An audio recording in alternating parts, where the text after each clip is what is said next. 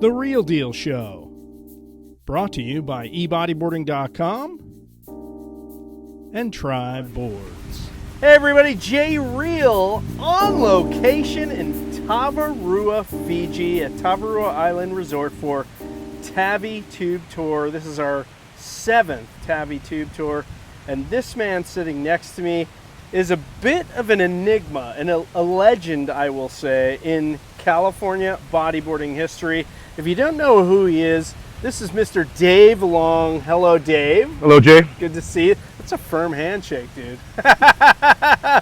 So, Dave has a long history as a bodyboarder in California. We first met, I'm going to go back to 1987. So that is some 38 years ago, Dave, that we met. Sure. And wow, we're getting old. Some people who are old school in the sport of bodyboarding may remember Dave Long possibly from the legendary photo of that backwash air that you did at the wedge.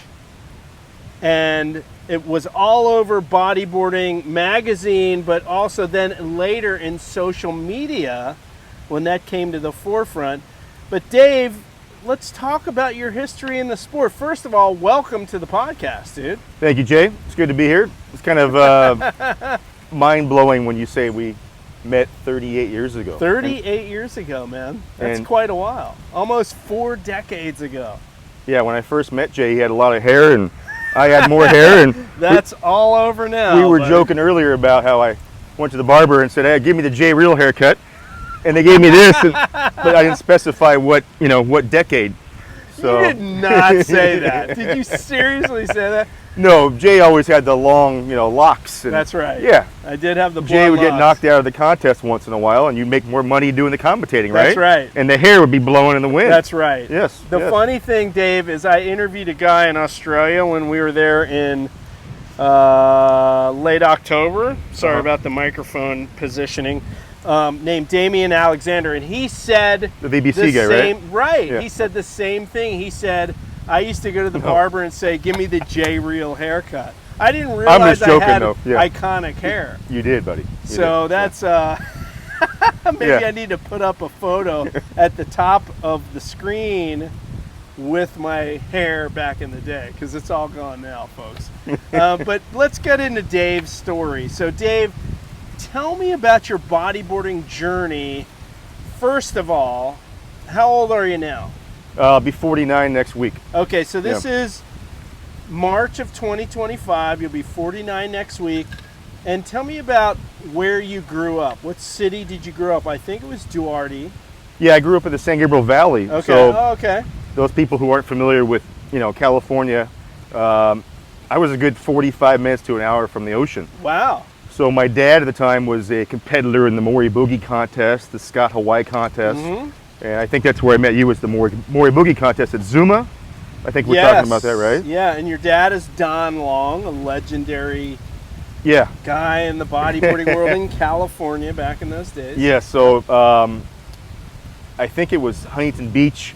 My cousin, actually, I must give my cousin credit, he had a lightning bolt bodyboard. Oh my God. Yeah, not many people know there's lightning bolt bodyboards out there.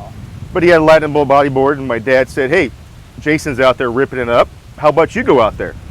And I could barely swim in the deep end at the time. I'm about 9 or 10 roughly, and I had no fins on, and I took his lightning bolt bodyboard out, and I was pretty stoked off the bat. I got a bunch of waves, and I liked this. What beach was this? This was Lake Street. We called it Lake Street back then, the south side of the Huntington Beach Pier. Right. Yeah. There used to be the Jack in the Box there, and we'd walk down there, and they had many Maury Boogie events there. Yep. So I think maybe a month or two later, my dad says, "Hey, we're going to the Maury Boogie Jamborees." I had no idea what that was. I couldn't even fit my little feet into Churchill's. So How old are you now at this point? I'm probably 10 years old at the time. Okay. Yeah, 10 years old at the time. Little Grum. And at the time, Maury Boogie would have these jamborees. They would have usually the day before, they would do instructions, right? I believe you did some of the instructions. Sure. And then the following day, they'd have a competition. Yep. And this was at Zuma Beach. And Keith Sasaki, your longtime friend. And roommate. I got lucky. I got roommate. matched up with Sasaki, and I had never rode a wave that was, not whitewater. So Keith set me up in my first face wave, and my Wow. confidence was feeling pretty good, and I entered the contest the next day, and I made the finals. No Yeah, I way. made the finals. Wow. And, So you had a early propensity for bodyboarding talent. yes, yes. Love it. And I don't know if it was that event I met you at, but later on, I think I met you at another contest. You were a Maury Boogie team rider at the time. Dave. Right. And you were very inviting, very approachable. And my dad, right off the bat, said, "Hey, listen to Jay Reale. Listen to Keith Sasaki." Wow, thank you. And I just kind of, it was your time, your guys' story, I think. And my generation, we're about, 12 years apart, roughly? Yeah, I'm 61 as we record this, yeah. Yeah, so you guys were, advanced. You guys were the top-level professionals of the time. Yep. I think it was Chris Cunningham, Yes. maybe, I think it might have been Gernoni, too. Chris Gernoni, I think, at the time, right? Right. And you guys were the Maury Boogie California guys, so to speak. Yes. So you guys were the instructors. Yes. And we'd paddle out in the 12 and under division, Yep. and we'd all sit in the sand and we'd watch you guys.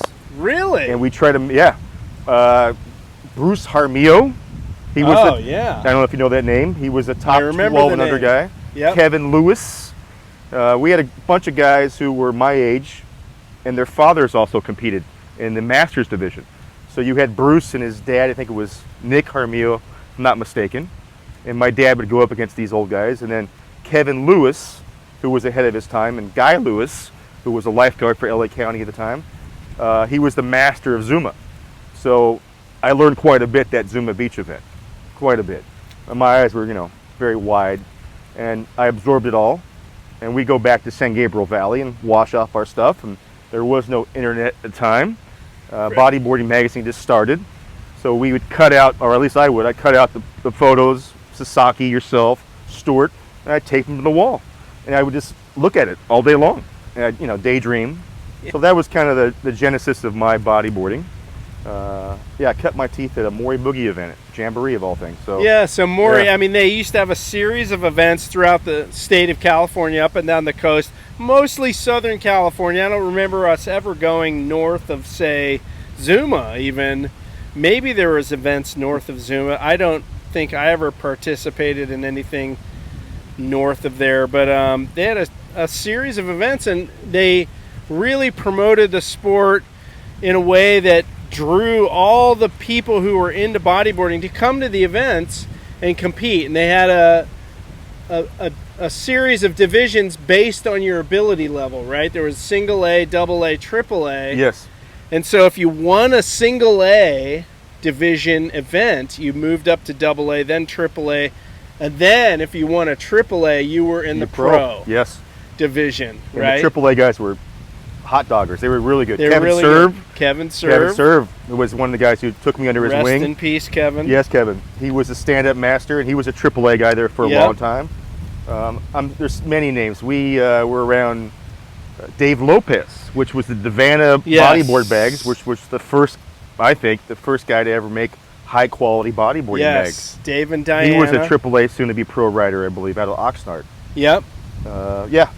Those were the Maury days, and there's a bunch of guys' names I'm forgetting, but those were the men that were very approachable, as yourself. And I'm a little grom, and I'd ask you how to do a spinner or a cutback, and Jay probably doesn't remember this stuff, but I don't. you were a true professional. I think that's what's different from maybe today's bodyboarding, or at least 10 years ago bodyboarding, compared to back in the day. There was more professionalism, I think, and it was more user-friendly for the grommet. There was more clinics. Yes. Yeah, it's good to hear that, guys like yourself, and we'll get to that, Joey Gregory, are doing more of these kind of jamboree type events. I know Manny Vargas tried it for a while when he was the editor for Bodyboarding magazine. Right. They had a Boogie-licious thing, but nothing's ever been like the Maury Boogie jamborees, ever. Yeah, Nothing. well, Patty Serrano, who was the original marketing person for Maury Bodyboard, she started the whole, it was then called the Maury Boogie Challenge and Contest, That's right. which eventually Mary Lee Christensen took over and called the Maury Boogie Jamboree. They would teach people how to bodyboard, but loan people equipment. Yes. And then on the East Coast, my friend Mike Strawley had a couple of Boogie Fests.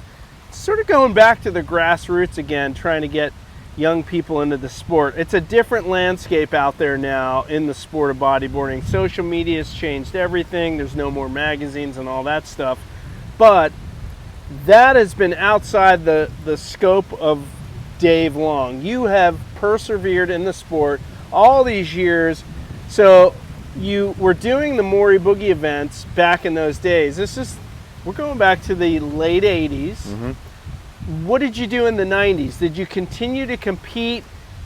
Because we then had the dawn of the Bud Surf Tour, the PSAA Tour originally, then became the Bud Surf Tour when Budweiser sponsored the tour.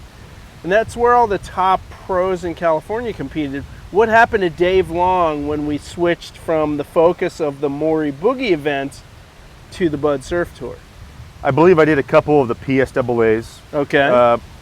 I didn't do very well. I was never much of a groveler, but through those experiences and my dad putting me in probably over 100 events, I love you, Pops, and my dad was, pushing me to do more events. So I kind of got burned out by the age of about 16, to be honest with you. And I think at the time, Custom X, which my board sponsor was, we mentioned earlier, I forgot who it was. They said, "Hey, Dave, you're not doing any competitions anymore. You're not as relevant." And I was telling them, I'm riding these heavier waves, bear with me.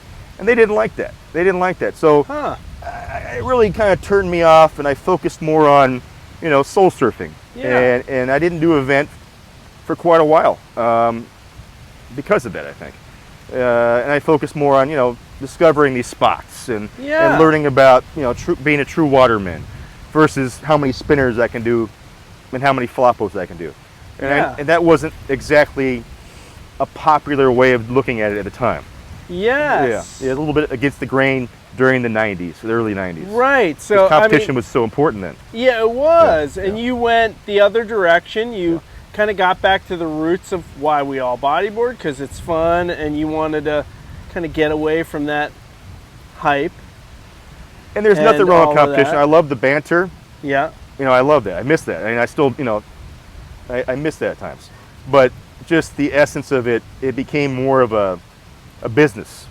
I think I went from the amateur ranks to like, hey, we expect more out of you. We heard you're riding pipe. We heard you're going out at wedge at a certain age. You're going with woofs into Puerto Escondido. So the bar was raised a lot higher. And I wasn't, at the time, at 16, 17, I wasn't very comfortable with that, I think. I wasn't confident enough. I still had some growing to do, maturing to do. So I continued to bodyboard, but I focused more on discovering these spots or going down to Laguna Beach and graduating from a 40th Street type of wave and riding heavier waves and realizing some of the guys who rode wedge or 1,000 steps were much better than the guys in the competitions. And the style of riding was a different style of riding. So I try to incorporate more of that style of riding than the groveling type that we were forced to do at times. Yeah. Now, were you still living in the San Gabriel Valley at this point, or had you moved? That was the hard part because, I met a lot of kids down in San Clemente, good kids, great guys, but they had PE, bodyboarding was PE. Right. And to get to the beach at 16, man, I had to play poker, shoot pool for gas money. And I no way. I kid you not. I had a job. Really? My dad said, "Hey son, you have to have a job at 15." I got a job bagging groceries in a market. Okay. So I worked my butt off, and that was always be diligent, be respectful. Yeah. But it was difficult, especially daylight savings time, to drive from San Gabriel to the beach. And then when I enter these events, your buddy Cameron Still will go, "You're from freaking San Gabriel, and you beat the T Street guys." So I take a lot of shit. Yeah. Being an inlander, but those guys who are inlanders out there know it takes a great level of commitment. Sure. And waking up at dark 30 to get to the beach. So I think it became very frustrating. And I think at age 15, 16, parents split up, and my dad wasn't as available as he used to be. He's got to focus and figure out his own life. Yes. So boogie boarding kind of took a back seat, but I still loved it. So to get to the beach was very difficult during that time period. Yeah. So San Gabriel Valley, by senior year, I think I deliberately got in a fight with a gang member, actually. A bunch of these gang member guys. Yeah, LA had a lot of gang members. Deliberately got in a fight. What do you mean by that? I was a track guy. I had a couple, potential scholarship offers. I was a runner. Really? Yeah. Long distance or middle were distance. you doing? I was an 800 runner. I ran like a 204 800, a 431 mile, so enough to make the big meets, and then all the Latino kids and the African American kids would destroy me. But I was like, the lone white guy in the finals. Right. And I realized I'm probably not going to be a professional runner. So, Pops kind of said, hey, you got to figure something out here. You got to, I was doing soccer at the time. I was playing a lot of sports at the time, and we didn't have enough money. My dad was a policeman, so he said, hey, Dave, pick something. And I picked boogie boarding, and I stuck with it. But traveling from the Inland Empire, it's frustrating at that age. Sure. I hated living up there. I couldn't stand it. Wow. Yeah, so at age 18, when I graduated high school, I immediately moved to Dana Point. I had a little, as big as this tree, studio apartment, and I surfed Thousand Steps Beach whenever it broke. I surfed all these little coves in Laguna Beach, and they were incredible. Fickle, but incredible. You like the shore break wedges? I do, very much so. Yeah, very much so. That's your jam. And still to this day? To this day, yes. To That's this day. your thing? I love it, man. Nothing beats it. Yeah, man. Yeah. Okay, so you kind of went back to the soul surfing side of things through the 90s. Yeah. And then you kind of had to find a career, right? Talk about that. Yeah, pay the bills. To be vulnerable and to be honest, it's not really a proud moment, but at the time, everyone said, hey, you need a career. You need to do something more than just, I don't know, I had a bunch of different jobs. I drove delivery trucks. I worked for a company called Easter Seals, which are helping people that had physical and mental disabilities. I remember which was that. A great job, very humbling, but not much money. Yep. And at the time, I was like, I'm gonna write a bodyboarding book about all the surf spots. The book, and I think the book was an excuse to kind of have an endless summer, a couple more summers if possible. And during that time, I went to Puerto Escondido for a month. I went down to Hawaii for a bit, the outer islands, because Pike was always so crowded, and had a great time discovering the outer islands of California as well, going up to Oregon and all these places that no one ever went to hardly. So it was kind of an addiction, a healthy addiction, but I got my adrenaline from that. Yeah. And I could care less who won the contest at that time. Yeah. I could care less. And that was what I was fixated on. But yeah, eventually you got to grow up. You can't all be like Jay Reale or Mike Stewart, and I realized that. I like being out there in the lineup, man. And everybody knew, hey, Dave charges, and Dave, you're good, but you're not quite this good. And I realized that, and it was a small slice of humble pie, but I was realistic with my bodyboarding career. So yeah, I ventured away from all these odd jobs. And I eventually became a deputy sheriff, actually. Yeah, I got a real career.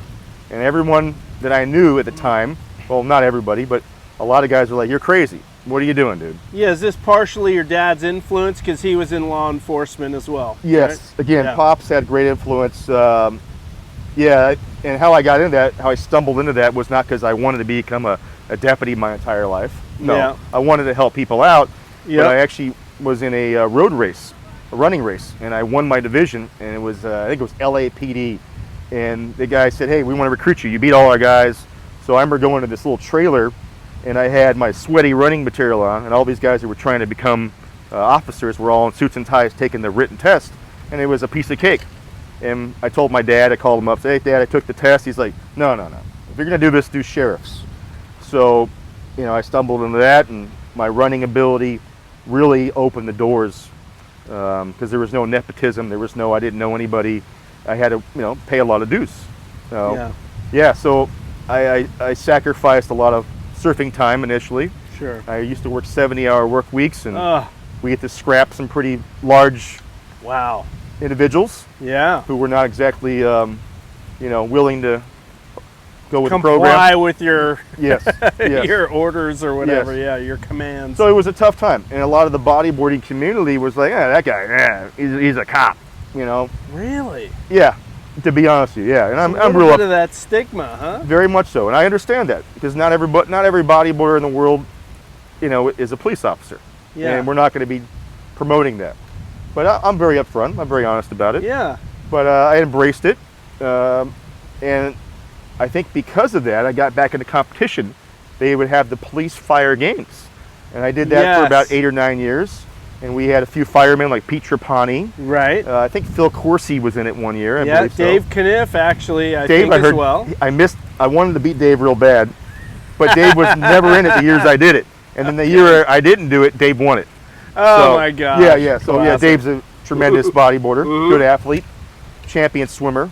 But yeah, they would have these events, and then if you did real well in the California, you would qualify for the World. So I went over to Hawaii and did that. So it kind of it sparked another interest in the competition in me. Yeah. Yeah. Which sort of, I don't mean to jump too far ahead, but which led you to sort of, you kind of got a thing where in your, how do I say this?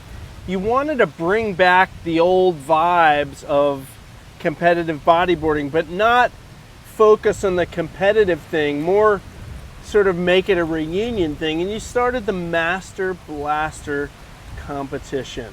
So this was 4 years ago, maybe? Well, yes, Talk that's about the Master Blaster, man. that is true. I'm not sure if you're aware of this, but many years before the Master Blaster and bringing that community feel and that aloha to the events, I'd ran maybe 15 different type of events when I was younger, and never had a permit. I don't think any of them. We'd have the first one we ever did. We had BIM or BIM magazine. Yes. Print the results in it. We had Frog House Surf Shop, TK Brimer, which is a great guy, good, positive, supporting of bodyboarding. Custom X at the time donated a bunch of product, and there was maybe 9 guys in the event. Wow. But if you open up BIM magazine, you would never know that. And we had a few, well-known guys that were in the event. BIM magazine, Patty Serrano produced this magazine, Bodyboarder International magazine, in the 90s. Yeah, and I figured out, because of Joe Wolfson's expert tutelage, Yep. and Joe showing me how to judge these events at a young age. Yep. I'd fill in for Joe when I was a grommet. Said, "Dave, we need someone to judge. You're good." And I'd judge heats when I was 13, 14 years old. So it came naturally. And being around, the Mary Webbs, Marsbanians, and the Serranos of the world, I got, the lay of the land from them because of that. And subsequently, when I was living in Dana Point at the time and riding, Laguna, we'd have an event called the Boogie Royale. And I think I had 5 or 6 years in a row of the Boogie Royale. And we have it at Salt Creek. Yep. And at the time, it was the BIA. And Chris Granoni did a great job at the BIA. But not everybody liked the structure of the BIA. So mine was more relaxed. And guys would be down the beach drinking maybe a 6-pack or 2 or smoking some doobies. I don't know. I was focused on the event and running the event. And we had, top level guys from, Grodsden won it one year. Yeah. Warren Anderson. Yeah. Chad Lusowicz. Oh, classic Josh names, Hayes. Oh, the Klein brothers. There was a set of Jeremiah Mark, Nate, and Nate Klein. Nate and Mark. Yep. Very talented set of brothers. Yep. Good men. And they made the finals, I think, every year. I think one of the Klein brothers won it one year. But we had that, and everybody looked forward to it. And my prize money, everyone would chip in $40. I believe one year had more money, first place, than the BIA championships had. And word got out. Word got out. So years before the Master Blaster, I had a series of these events. And we'd have the Rebel Tour. Yeah, and everybody would know, how do you get involved in this? Yeah. So it was a word of mouth invitational thing. I love it. And once in a while there'd be a guy that wanted to be in it, and the consensus of the elders, so to speak, that would help me out with the judging, go, no, we can't have that guy in it. So we wanted that aloha, mellow kind of vibe, and we didn't want any assholes rooting or that aloha vibe. Sorry for the language, guys, but yeah, we didn't want that. I get it. Yeah. So Master Blaster, that was during the pandemic, was it not? Yeah. Right. And a lot of the guys who I would communicate with were very depressed. A couple of them were suicidal. Yeah, because they were felt isolated. Yeah, as a lot of guys did, right? A lot of people did, yeah. So I figured, let's do a revised Boogie Reale, so to speak.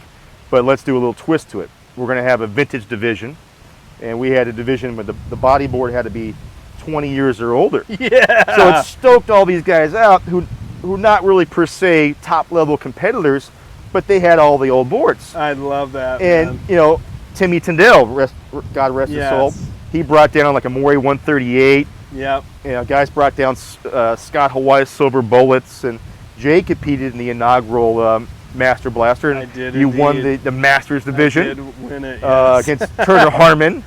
You know, Mr. Second Place himself, right? And by the way, Dave, my trophy for that event is one of my most cherished trophies. It's a Churchill fin that you basically gilded. Yes. It's covered in gold, and just- it's a Churchill fin on a like a pedestal, and I love that thing. It's at my office. I love it. It's still holding up. Absolutely. Beautiful, beautiful. Love it. Yeah, so these type of, you know, the trophy, I wanted everybody to feel, you know, I don't want to say the word special, but invited, and had that sense Yes. of aloha that I think the Maury Boogie Jamborees and the Serranos and the Wolfsons of that era gave me. Right. And I was always in awe of Tom Maury. And Tom Maury, you know, a lot of times I broke bread with Tom, and he'd come down 1,000 steps once in a while, which was an honor. Yeah. We'd always ride much better when Tom was on the sand watching us. But Tom was always about, you know, who cares about who wins the event? Right. It's about bringing people together. That was the whole Yeah. vibe of the Master Blaster for me, Yeah. coming to the first one. To me, it was a reunion, and there was a contest in the background, but that wasn't the focus of the event. It was all about, you know, during COVID, you had this event, and we all gathered and we shared, you know, the memories of the sport and our participation in the sport for so many years. And yeah, we competed. It was all in fun. There was a few people, That took it- White Snoop comes to mind, who took it very seriously. But we need guys like that. We need guys like that. But we had Yeah. some of the legends of California bodyboarding. Ron Ron Zabel. Zabel comes to mind, Yeah. who, of course, had a horrible accident in 2008 at the Wedge. And he was there to support, and he went out, and he did really well. He advanced through, and He won his first heat, I believe, Yeah. right? Got in and out barrel. yes. Yeah. But the thing is, you know, okay, granted, I did win that Masters division, but It was rigged. I couldn't Yeah. have. Jay gave us a lot of product. cared Turner, less you deserve to win, buddy. if I won or lost. It was just great to see everybody, and I think that's kind of what you're going for with that thing. Absolutely, absolutely. Yeah. I didn't want there to be any animosity. It's good for the banter. I always like the banter. Yeah. Yeah, but yeah. You know, I did a lot of those events. Like I said, I probably ran at least 15 of those Master Blaster type Yes. events since I was living down there at the beach. And why not have another one when we're older? And you worked Yeah. your ass off to do it. Yeah. You know, there's no financial gain No. for you. It's a lot of time and effort, and you really just did it out of your love for the sport of bodyboarding. Absolutely. And all the people that you've met along that journey in the sport for you.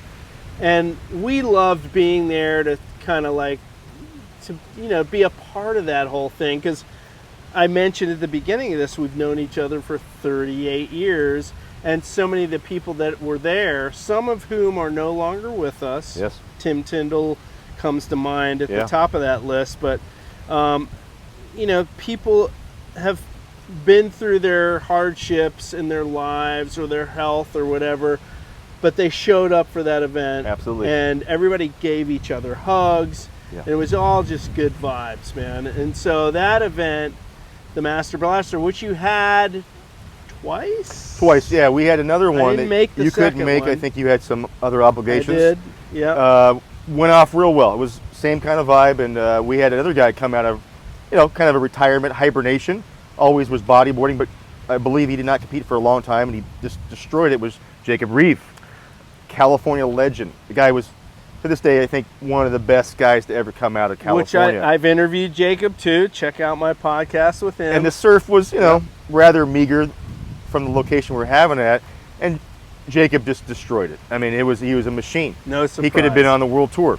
Yes. So there was a lot of guys that showed up, like you said, and I think what brought us together was I wasn't selling the guys anything. I wasn't Yeah. selling them. I wasn't promoting some company or trying to, some bullshit. It was just aloha. And it was a meetup yes. with a contest as the sort of subtext of the whole meetup. And I think a lot of those guys, they needed to put the singlet back on. There's a certain thing when you put that singlet back on. There's a guy, I don't know if you know Ted Coit. Ted Coit's another guy. He lives like 3 hours inland out in Riverside Valley, but one of the best bodyboarders I've ever seen in California. Big airs or whatever all the time. But Ted makes it to the beach about 10 times a year. But Ted showed up at that event. Ted won many events, beat Jimmy Linville last year. And Ted was like, thanks for making me feel young again. He put the singlet on. And there's that sensation of like, almost like a superhero in a sense. You're out there with your boys and you have 15 minutes to get your act together. Right. And not everybody can get their act together. Right. And it was kind of comical because some of the men and women put on a little bit of weight and we got older, we're losing our hair. We got the Reale haircut. And even though this is more aerodynamic, guess what? Shit hurts. Right. The back hurts, legs hurt, and guys are cramping up and tapping out. Of course. So it was good to hear from guys like Ted. Yeah. And it made it worthwhile because there's a lot, as you know, doing these events, there's a lot of legwork involved to prepare for these things. Yes. Yeah. Yes. It is so cool, man. And really you brought back a lot of memories for a lot of the people that showed up. Good memories of their days in the sport as youth when they were young. Yeah. And you kind of rekindled that with the Master Blaster. You brought these people together, and I think everyone that was there knew what you were going for there. You were going for, hey, let's all kind of rekindle these super fun days of our youth in the sport of bodyboarding. Yes, there's a contest. You might lose, you might win. That's beside the point. The point is, hey man, remember the best days of our lives in the 80s, 90s. Let's get back to that and enjoy that again for a brief moment, one day, whatever. There was a lot of hugs, a lot of handshakes. Absolutely. And a lot of great vibes at that Master Blaster. A lot of those other events too, including the Master Blaster, was to get guys off the couch. Yes. I mentioned I went to Porto as a kid with Joe Wolfson, and I remember I graduated high school. Yeah. And again, I was got in a little trouble. I graduated from continuation school in LA County. So imagine how that was. Oh, yes. Man. Yes. And my mom at the time was still around, and she was very helpful. We didn't have a lot of money. She says, "Hey, you graduate, I'm getting you a plane ticket to Porto." Went to Porto for 1 month, and there was a bunch of guys who I grew up with at the time, went to high school with, and they said, "Oh, we're going to do it too. We're going to do it too." Really? No one went. They all chickened out at the end. So I'm down there, barely 18, in Porto. One of my roommates was Jay Adams, the famous skateboarder. Oh, yeah, crazy man. Another crazy. rest in peace guy, Jay Adams. Yes. So what I'm getting at is, the window to do these things is very limited. I'm learning, and as I get older, I appreciate those things more.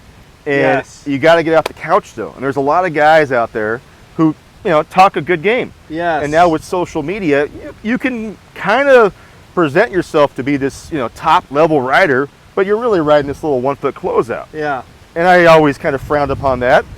And there's a lot of keyboard warriors, so to speak, these days, and not a lot of guys getting off the couch. So I try to run these events to get guys motivated to get off the couch. Yeah. So it was really rewarding to see these guys who some of these men I hadn't seen in 15, 20 years. Sure. You too, right? Yeah. And they were stoked. Yep. And they're like, "Dave, thanks for getting me off the couch." And a lot of them from that got motivated, and they went on their trips and their adventures. Right. So it was a good, positive chain reaction. And I was always trying to be about that. And that's what I think surfing's about. We take it sometimes, and me included when I was younger, too serious. Way too serious. Right. And in the day, it's a boogie board. Yeah. It's a boogie board, man. And if you allow it, to be a positive influence in your life, it's one of the healthiest things I've ever done in my life. And to imagine that I'm, 38 years later, we're on a beach in Fiji, boogie boarding reefs, stuff that I always would look at in the magazines. And I remember seeing Scotty Carter's footage of Mike out here at restaurants, and I think it was Howley Reeves. There was a photo of him in the Bodyboard magazine in a hammock down the beach here, and I was like, I want to go there one day. Yeah. And it took me a long time to get there. Sure. But I eventually got here, and I think for me and a lot of the guys out there, that's what it's about, because you can't take away the memories. Right. And after a while, no one remembers who took second place in the contest. Yeah. But in the moment, it's so important. And I think from all these experiences in the boogie board world is, truly there's a little piece of cheese, and there's 50 million rats trying to get that piece of cheese. And not everybody's going to get that piece of cheese. Yep. And when you do finally get the piece of cheese, not everybody's stoked for you. Yep. You know, you figure they would be, but not everybody's on board with the program you're going for. So, you know, I very grateful that God put me in positions to ride these waves, and especially at a younger age, and do the big airs and charge these waves.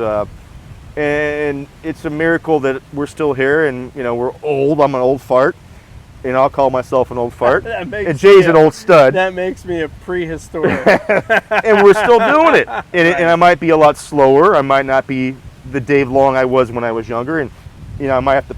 We're Team Advil, remember? Right. Yeah, I'm Team Advil. Absolutely. And the back hurts quite a bit, but my best friend is the chiropractor, right. and I'm still able to go out there. So as long as I'm able to still float, yes, because a lot of these sports I once did, running and soccer, I can't do anymore. Yeah. It's sad. And I think in the moment, you know, when you're younger, you think, oh, I'm going to be always playing soccer, always running. Yeah. Eventually that window is over with. Right. So I'm trying to enjoy, you know, whatever I have left on, you know, my time on Earth, and I'm proud to say I'm a boogie boarder. Well, it's a use it or lose it thing, you know.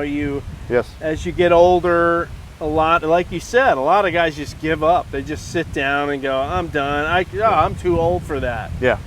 But you and I know very well that if you just stop doing physical things, you're going to lose that capability. You have to keep moving. And for you and for me, riding waves has been sort of, I don't want to say a fountain of youth, but it's kept us mobile and alive. And along those lines, let's fast forward to where you are now. You're retired from being a police officer, and you're now living up at the Pacific Northwest.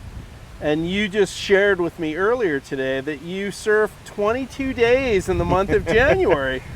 Yes. Case in point, use it or lose it, Dave. Yes, and here you are in Fiji. So, I mean, are you loving the new lifestyle up there in the Pac Northwest? It's rather cold and raw in the wintertime. Which you love, right? Yeah, and you got to be real careful what you wish for sometimes, because sometimes you will get what you wish for. So I remember, you know, I lived in Dana Point for years, and I eventually moved to Ventura, and I love Ventura. I had a good, 10-year run or so in Ventura, and I rode Point Magoo, and all these locations I've moved to. I look back at it, I'm thinking about it right now, it wasn't for a woman or a job, it was for the waves. And then I would commute to the job. Yeah, that was the priority.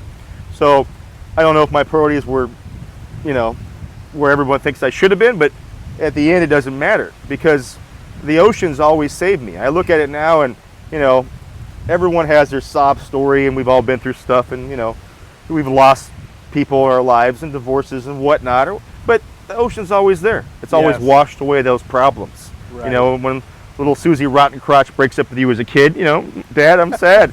I go out in the ocean and I feel like $1 million, right? That's right. Yeah. It is free therapy. It's still working to this day. So yeah, the fact that I can still, boogie board, and again, it hurts, and I'm not quite what I used to be, but it's just an ego thing. It really is an ego thing. So as long as you put that aside as you get older, it doesn't matter. It doesn't matter, and I have a different set of goals now, But being up there, it suits me well, because I'd always wish for less people, fewer people, and that's kind of why I moved to Ventura, to get away from all the crowds of Orange County. And then that got a little crowded now, and I'm I'm feeling suffocated. And then Surfline comes out with all the cameras and all the updates and all the social media, and so it's nice to go up there. And I don't have any parking meters or lifeguard towers. There's not one lifeguard tower in all of Oregon. I've not seen one yet. Right. And I've been through a lot of the coastline. Yeah. So it's different. So when you see a fellow bodyboarder or even a surfer, you go out of your way and you go, hey man, it's different. Yes. It's great. It's kind of a tighter knit community. Yeah. And there's a few guys up there who are hardcore guys who I love surfing with. Right So on. yeah. Dave Duffy's one of them, actually. Right. Dave, if you're watching this. It's another name from back in the day. Yeah, They Dave used to compete in California. Yeah, so there's a few guys. Spencer Reynolds, another guy up there. He's a local artist. He's an unbelievable artist, but phenomenal bodyboarder. And these guys are out there with me in the dead of winter, and it's freezing. I mean, it's freezing. But we have, gloves on, our eBodyboarding booties, and or 5.4 hoods. And thanks for the promo. They work, actually. I love I've it. tried them all. Love it. I've tried everything. And you can function out there. Yeah. You can function out there. And there's no one around for miles. For miles. It's great. So I'm enjoying it. I'm glad you've landed in a place that, kind of suits this stage of your life where you want to decompress. You had a high stress job for many years. You're now in a situation where the traffic is minimal, the crowds are minimal, there's no one competing with you for waves, and it's a perfect way to kind of like wind down from all those years where you dealt with all of the stuff you had to deal with. And and now you're sort of coming back full circle to the beginning of bodyboarding, where you're just riding for the joy of it. There's no one around seeing you surfing. There's no photographers, no magazines. It's just Dave going to the beach. You see good waves, you go out and surf, and you just come in at the end of the day and you relish the session for what it is. A nice, relaxing, day, maybe a thrilling day if the waves are really good, and you just get to kind of like bask in the afterglow of the session. Pretty much. No one needs to know about it. It's just Dave Long enjoying his life. I'm never going to say like your twilight years, because you're much younger than me. Well, we'll find out. No one, but we never know how much time we have left. We do not know on this earth. Only God knows. And that's what's you mentioned earlier about the Master Blaster and some of these guys, the Kevin Serves, the Timmy Tendells, and so on, who are no longer with us, who left way too early. Yeah. And no one knows the time or place. That's right. So I'm really trying to embrace living in the moment. And if you start trying to plan 5 years ahead, which is good, no one knows where you're going to be in 5 years. That's but right. The simplicity of riding the wave has always been what I've sought after. And I'm thinking back, and you mentioned the big airs and all that stuff, and it was a good window for me to be in the bodyboard limelight, and it was an honor to be in the goal is always to make the magazine. I think you had many covers. I never got a cover, sorry. But we had our goals. There was the Dave Long model board there for a second. I think they sold about 20 boards, and that was about it. Was this a Custom X board? It was through Superior Foam Products. Okay. Which was Custom X, basically. An offshoot. And when I did the big air and I landed it at the wedge, this is a famous photo. Unbeknownst to me, Ron Romanowski, which was the main photographer and legendary wedge kneeboarder, was snapping photos of it. Yeah. And then another guy, Tom Lynch, was doing video of it. And Tom Lynch was a marketing genius. So we took that video, he took the video, and we sold it to Real TV, Fox Sports, Blue Torch, Telemundo, some British thing, and we would take turns we wouldn't get taxed too much by the tax man, claiming each check that we, So that really put me on the map. So no matter how many little contests I won as a grommet or whatever, the big air put me on the map. That was the one. But what came with that was fame I wasn't ready for. And I wasn't very comfortable with that, to be honest with you. Really? I had a lot of guys call me up, wanted to do photo shoots, and O'Neill needed a new ad, and everybody was, in there trying to get the closeout barrel, and it wasn't me. It just wasn't me. It was nothing soulful about that at all. Yeah. So it was very forced for me. And everybody can handle that better. You handled it very well, I think. And I didn't. I don't think I did. I reverted back to, I'm moving to Ventura and I'm going to surf Point Magoo. But there's no, there's no fame into that. That's fine.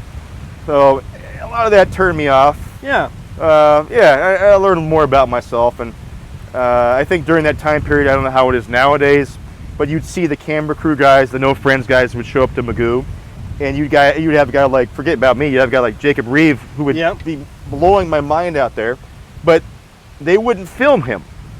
They wouldn't put him in the video. Right.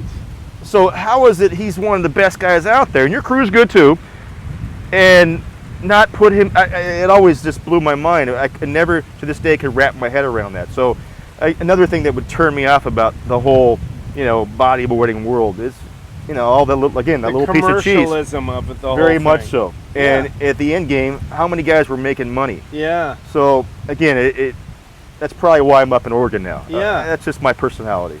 Well, the sport is littered with guys that, you know, in the 80s, they sort of got caught up in that whole commercialism side of the sport, and then they got disillusioned with it, which it sounds like you did as well. And they just said, I'm out, and they just went back to their roots and went bodyboarding for fun. Yeah. And yeah.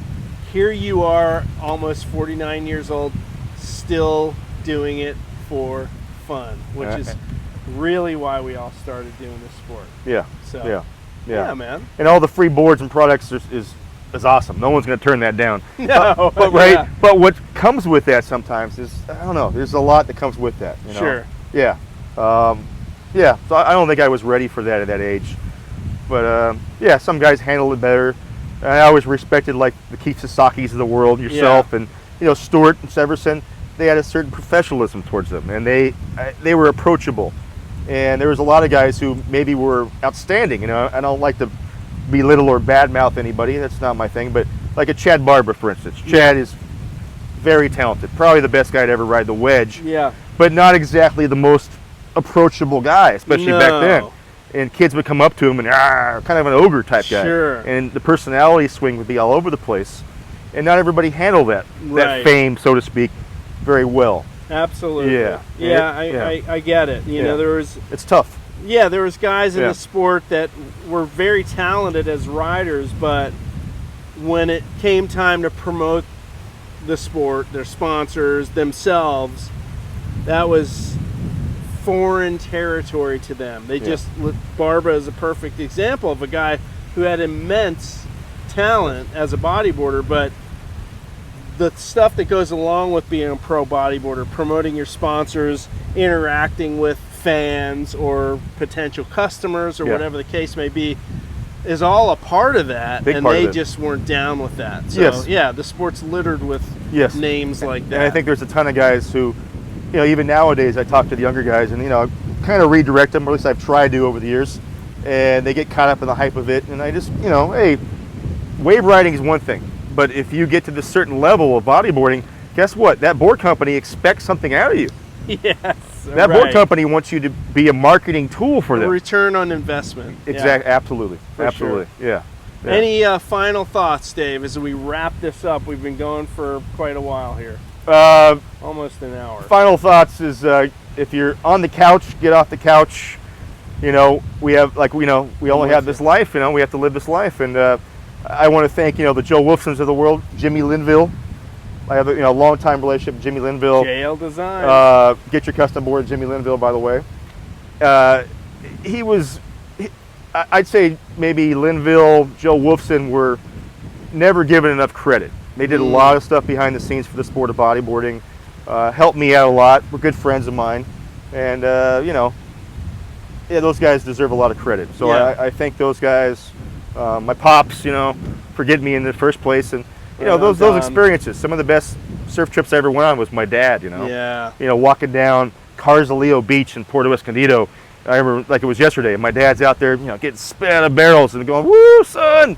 And then we get up on the beach and all the local boys are like, David, David, mas chichis. And all these, you know, topless French girls are on the beach. And I'm 13 years old looking around, you know, classic. I'll never forget those moments. So I think through surf travel and getting off the couch, it renews my soul and my spirit, and it gives me a purpose to wake up, other than, you know, grinding out, you know, hours in the job to pay the bills, which we all have to do. Yeah. You know, so it's been a very healthy ride. It's an extremely healthy sport, and it doesn't get enough credit. And I think too many guys, including myself for a small period, take it much too serious. And I remember, in the words of Tom Morey, I'll end on that. I remember sitting down with Tom when I was doing the book. And Tom said, you know, I never wanted to call it a bodyboard. He said that he reminded him of a Vietnam corpse bag. It was a boogie. It's for jazz. Right. It's a jazz thing. Right. It's to move and wiggle. Boogie, I remember that. And I think too many of us get too wrapped up on it, you know, and we're not supportive enough of each other. So I always admire the Hawaiians and their aloha, and they were always light years ahead of the Californians, you know. So, yeah, those guys deserve all the respect in the world. So, Right on. yeah. So, and I appreciate Jay Reale, you know, bringing these surf trips together. If you're ever on the couch thinking about doing one of these trips, get off the couch, make it happen. It took me 6 years to get back here because some of these trips, Jay, aren't very cheap, are very expensive and not cheap. I'll admit it. Yeah. Yeah. So, yeah, get out there, guys. Enjoy it while you can, and you know, yeah. Thank you, Jay. Dave, thank you, man. It's been a pleasure.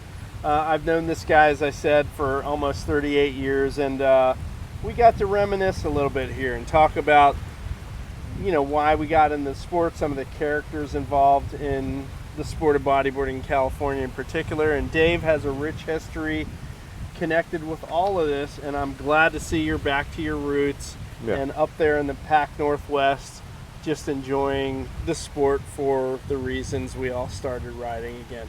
Here we are in Tavarua Island Resort, and the sun is setting behind us, and what an amazing place to be. So thanks to Dave Long. Folks, I hope you enjoyed this episode of The Real Deal Show.